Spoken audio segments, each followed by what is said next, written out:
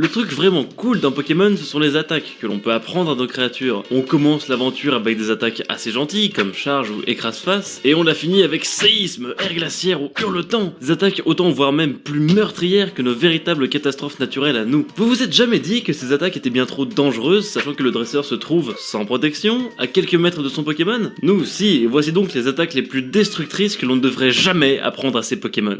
On commence avec Surf, qui est la capacité spéciale qui sert à voyager sur l'eau à dos de Pokémon. Rien de bien impressionnant me direz-vous, mais on peut aussi s'en servir en combat. Et là vous avez le droit à une vague d'eau de la taille d'un immeuble qui s'écrase sur le terrain. En gros c'est un tsunami, qui est le genre de catastrophe à détruire des milliers de bâtiments et à prendre la vie à des populations entières. Pas sympa quoi. Passons à Tempête de sable. Ouh, ça c'est de la saloperie. En gros vous avez des millions de grains de sable qui volent dans tous les sens et qui se font un plaisir d'aller dans tes conduits respiratoires pour les assécher. Si vous n'avez pas les yeux, le nez et la bouche protégée, ça risque de piquer. Toujours dans les attaques de type sol, on peut parler de abîme. Un abîme, c'est tout simplement un gouffre très profond. Je pense pas avoir besoin d'expliquer pourquoi c'est dangereux. Si vous tombez dedans, bah vous mourrez. Revenons vers des attaques plus sympas avec explosion. Votre Pokémon explose en face de vous et fait des dégâts à tout le monde sur le terrain, amis comme ennemis. Sachant que cette attaque est la plus puissante du jeu, qu'elle défonce tout le monde sur le terrain. Oui, en effet, on peut dire que vous avez pas mal de chances de finir éparpillé aux quatre coins de cette centrale électrique.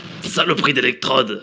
Petite question, est-ce que vous tenez à vos oreilles? Alors n'apprenez jamais brouhaha ou même mégaphone à votre brouhabam, qui peut faire un cri entendu jusqu'à 10 km à la ronde. Juste, s'il y a 10 km, vous l'entendez. Bonsoir. Imaginez un peu quand vous êtes à côté de votre Pokémon. De toute façon, moi j'aime que les Pokémon plantes. Ils sont trop choupis. Ah, ils feraient jamais de mal. Hein, Bulbizarre? Ah oui, tu crois ça? Eh bien, que dis-tu de Tempête verte? Imagine juste des milliers de feuilles d'arbres aiguisées comme le plus tranchant des couteaux qui volent dans tous les sens. C'est cool, non? Attends, j'ai encore plus vicieux. Les attaques par sport, comme parasport, sport coton ou même sport du coup. Un coup de vent et hop, des minuscules particules vivantes entrent dans ton organisme, te paralysent, t'endorment, bref, te contaminent bien salement. Bulbizarre, gros bâtard. Les Pokémon feu ne sont pas en reste, évidemment, avec par exemple Ebulilave. L'espace d'un instant, ton Pokémon se transforme en ces cierges magiques fort jolis, mais qui tireraient des boules de feu autour de lui. Encore pire, avec Éruption, votre Pokémon se transforme en un putain de volcan. Et les volcans, bah ça fait super mal. Les catastrophes naturelles, on adore ça! Alors voici Séisme, et sa version qui peut être encore plus destructrice, Ampleur, qui est exactement pareil mais à puissance aléatoire allant de 4 pour la plus faible à 10 pour celui qui casse des bouches. Si vous ressortez vos cours de SVT de 4ème, on peut faire correspondre cette puissance à l'échelle de Richter, qui nous permet de mesurer l'intensité d'un séisme. Mettons que votre Pokémon fasse un Ampleur 4, rien à craindre, ce sont juste des petites secousses. Maintenant, un Ampleur 5-6, déjà c'est chaud, ça fait des dégâts proches du centre du séisme qui est à quelques mètres de vous. Du coup, vous vous dites sûrement, mais et Ampleur 10 alors? Mais putain, c'est même pas dans le tableau! Il s'arrête à 9 avec un séisme qui détruit totalement son centre et également les alentours sur des milliers de kilomètres. Et là je rappelle qu'on parle d'ampleur 10, que même le bon Richter n'a pas anticipé, qui peut être fait par un pauvre taupiqueur. Maintenant, on arrive dans les trucs vraiment très dangereux avec air glaciaire et glaciation. Pour ceux qui ne connaissent pas, une glaciation, c'est une des pires catastrophes qui pourraient arriver, avec la température sur la Terre entière qui diminue et donc les continents qui se gèlent progressivement. Les plantes se meurent, les espèces les plus faibles disparaissent et les plus fortes doivent fuir les terres gelées invivables et désolées. Que du fun!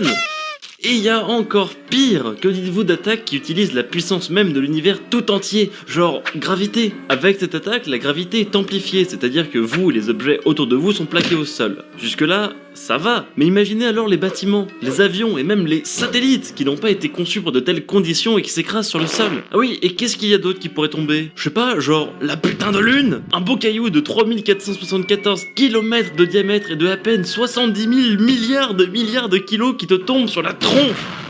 Permettez-moi de revenir sur mes petits préférés, les trucs qui tombent du ciel. Voici Météore. Attends, météore? Tu veux dire les toutes petites étoiles de merde là? Alors, non, un météore c'est un méga caillou qui vient de l'espace pour genre tout détruire, à moins qu'il se soit dispersé dans l'atmosphère, ce qui doit effectivement se passer avec Météore. Par contre, Dracométéore, là vous avez des cailloux de la taille d'une voiture qui s'écrasent autour de vous. Mais bordel, pourquoi vous laissez votre Pokémon faire ça? On pense que c'est à cause de ça que les dinosaures, espèces assez balèzes quand même, sont morts en masse. Et vous, pauvre dresseur fragile de 10 ans, vous pensez vraiment résister? Dratak, utilise Dracométéore. Ok.